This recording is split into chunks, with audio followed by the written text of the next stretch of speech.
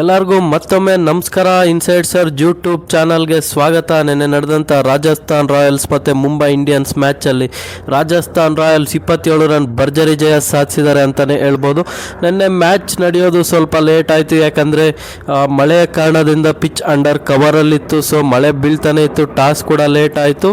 So ಆದ್ರೂ ಎಂಟರ್ಟೈನ್ಮೆಂಟ್ಗಂತೂ ಕಮ್ಮಿ ಇರಲಿಲ್ಲ. ಮತ್ತೆ ಸ್ಟಾರ್ಟ್ ಆಗುತ್ತೆ 11 ಓವರ್ಸ್ ಈಚ್ ಮ್ಯಾಚ್ ಸ್ಟಾರ್ಟ್ ಆಗುತ್ತೆ. ಅದರಲ್ಲಿ ಟಾಸ್ ಗೆದ್ದ ಮುಂಬೈ ಇಂಡಿಯನ್ಸ್ ಬೌಲಿಂಗ್ ಆಯ್ಕೆ ಮಾಡ್ಕೊತಾರೆ.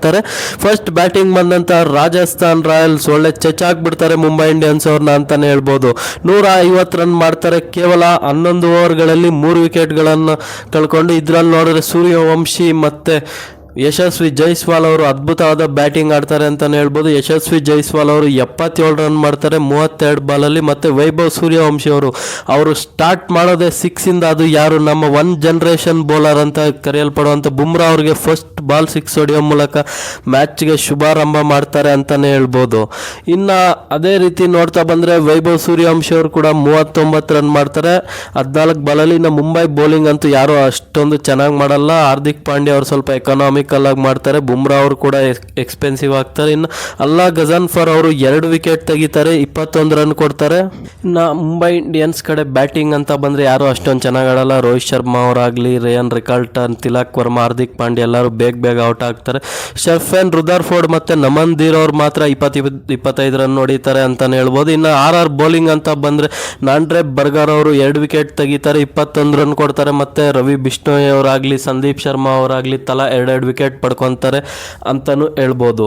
ಅದೇ ರೀತಿ ನೋಡ್ತಾ ಬಂದರೆ ಮುಂಬೈ ಇಂಡಿಯನ್ಸ್ ನಿನ್ನೆ ಮ್ಯಾಚ್ ಸೋಲಕ್ಕೆ ಮೈನ್ ಕಾರಣ ಏನಪ್ಪ ಅಂದರೆ ಸ್ಕೋರ್ ಬೋರ್ಡ್ ಪ್ರೆಷರ್ ಅಂತಲೇ ಹೇಳ್ಬೋದು. ಯಾಕಂದರೆ ಫ್ರಮ್ ಬಾಲ್ 1 to ಅವರು 14.5 ಆಲ್ಮೋಸ್ಟ್ ರಿಕ್ವೈರ್ಡ್ ರನ್ ರೇಟ್ನ ಚೇಸ್ ಮಾಡ್ತಿದ್ರು. ಸೊ ಪ್ರತಿಯೊಂದು ಬಾಲು ಹೊಡಿಬೇಕು ಅನ್ನೋ ಪ್ರೆಷರ್ ಇತ್ತು. ಸೊ ಪ್ರೆಷರ್ ಲೆಸ್ ಆಗಿ ಬೌಲಿಂಗ್ ಮಾಡಿದ್ರು ರಾಜಸ್ಥಾನ್ ರಾಯಲ್ಸ್ ಬೌಲರ್ಸ್ ಅಂತಲೇ ಹೇಳ್ಬೋದು. ಇನ್ನು ಇವತ್ತಿನ ಮ್ಯಾಚ್ ಅಂತ ಬಂದರೆ ಡೆಲ್ಲಿ ಕ್ಯಾಪಿಟಲ್ಸ್ ಮೀಟ್ ಆಗ್ತಿದ್ದಾರೆ ಗುಜರಾತ್ ಟೈಟನ್ಸ್ನ. ಅದು Delhi capital home ground Arun Jaitley stadium ಅಲ್ಲಿ ಅಂತಾನೆ ಹೇಳ್ಬೋದು. ಇವರ ಹೆಡ್ ಟು ಹೆಡ್ ನೋಡಿದ್ರೆ ಟೋಟಲ್ 5 ಮ್ಯಾಚಸ್ ಆಡಿದ್ರೆ ಅದರಲ್ಲಿ 2 ಮ್ಯಾಚಸ್ ಡೆಲ್ಲಿ ಕ್ಯಾಪಿಟಲ್ಸ್ ಗೆದ್ದಿದ್ದಾರೆ. ಗುಜರಾತ್ ಟೈಟನ್ಸ್ ಅವರು 1 ಮ್ಯಾಚ್ ಗೆದ್ದಿದ್ದಾರೆ ಅಂತಾನೆ ಹೇಳ್ಬೋದು. ಇದರಲ್ಲಿ ಆ ಥರ ಯೂಜ್ ಡಿಫ್ರೆನ್ಸ್ ಏನು ಕಾಣಿಸ್ತಿಲ್ಲ. ಮತ್ತೆ ನೋಡಿದ್ರೆ ಅರುಣ್ ಜೇಟ್ಲಿ ಸ್ಟೇಡಿಯಂನ ಸ್ಟಾಟ್ಸ್ ಅಂತ ಬಂದರೆ ಇಲ್ಲಿ 98 ಮ್ಯಾಚಸ್ ನಡೆದಿರುತ್ತೆ. ಅದರಲ್ಲಿ ಬ್ಯಾಟ್ ಫಸ್ಟ್ ಮಾಡಿರೋರು 46% ಗೆದ್ದರೆ ಬೌಲ್ ಫಸ್ಟ್ ಮಾಡಿರೋರು 51% ಗೆದ್ದಿದ್ದಾರೆ ಅಂತಲೇ ಹೇಳ್ಬೋದು.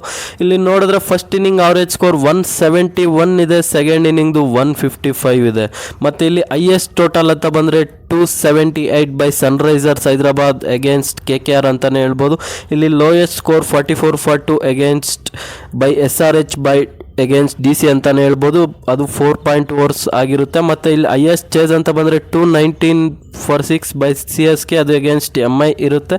ಇಲ್ಲಿ ಲೋಯೆಸ್ಟ್ ಡಿಫೆಂಡ್ ಅಂತ ಬಂದರೆ 118 ಇರುತ್ತೆ ಬೈ ಪಂಜಾಬ್ ಕಿಂಗ್ಸ್. ಮತ್ತು ಇವರ ಪ್ಲೇಯಿಂಗ್ 11 ಅಂತ ನೋಡಿದ್ರೆ ಡೆಲ್ಲಿ ಕ್ಯಾಪಿಟಲ್ ಅನ್ಚೇಂಜ್ 11 ಹೋಗ್ತಾರೆ ಅಂತಲೇ ಹೇಳ್ಬೋದು. KL ರಾಹುಲ್ ಮತ್ತು ಪತುಮ್ ನಿಸಂಕ ಓಪನ್ ಮಾಡಿದ್ರೆ ಹರ್ಷಿತ್ ರಾಣಾ ಅವರು 1 ಡೌನ್ ಬರ್ತಾರೆ. ಮತ್ತು ಸಮೀರ್ ರಿಜ್ವಿ ಅವರು ನಂಬರ್ 4 ಅಲ್ಲಿ ಬರ್ತಾರೆ. ನಂಬರ್ 5 ಡೇವಿಡ್ ಮಿಲ್ಲರ್ ಮತ್ತು ಟ್ರಿಸ್ಟನ್ ಸ್ಟಬ್ಸ್ ಮತ್ತು ಅಕ್ಷರ್ ಪಟೇಲ್ ಅವರು ಇದ್ದರೆ. ವಿಪ್ರಜ್ ನಿಗಮ್ ಅವರು ಇರ್ತಾರೆ. ಮತ್ತು ಲುಂಗಿ ಎನ್ಗಿಡಿ, ಕುಲ್ದೀಪ್ ಯಾದವ್, ಮುಖೇಶ್ ಕುಮಾರ್ ಮತ್ತು ಇಂಪ್ಯಾಕ್ಟ್ ಪ್ಲೇಯರ್ ಆಗಿ ನಟರಾಜನ್ ಅವರು ಬರ್ಬೋದು ಅಂತಲೇ ಹೇಳ್ಬೋದು.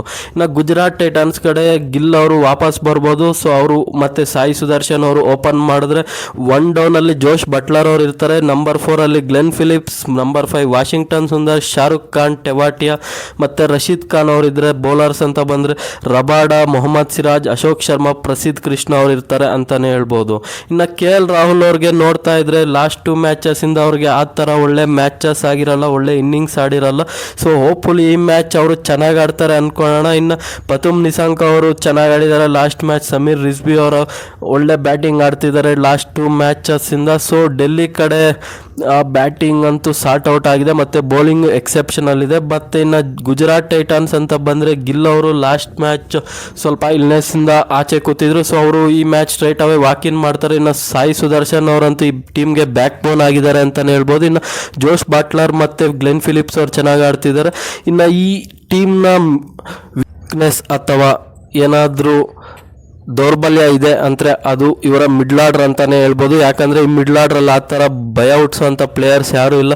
ಇವರಲ್ಲಿ ಮತ್ತೆ ಪ್ರತಿಯೊಂದು ಮ್ಯಾಚಲ್ಲೂ ನೋಡ್ತಿದ್ದೀವಿ. ವಾಷಿಂಗ್ಟನ್ ಸುಂದರ್ ಬರ್ತಿದ್ದಾರೆ ನಂಬರ್ 5 ಅಲ್ಲೇ ನೋಡ್ಬೋದು ಈ ಟೀಮ್ನ ಮಿಡಲ್ ಆರ್ಡರ್ ಬಲ ಯಾವ ಥರ ಇದೆ ಅಂತ. ಇನ್ನು ಬೌಲಿಂಗ್ ವಿಷಯಕ್ಕೆ ಬಂದರೆ ಈ ಟೀಮ್ನ ಪೇಸ್ ಅಟ್ಯಾಕ್ ಮಾತ್ರ ಎಕ್ಸೆಪ್ಷನಲ್ಗೆ ಇದೆ ಅಂತಲೇ ಹೇಳ್ಬೋದು.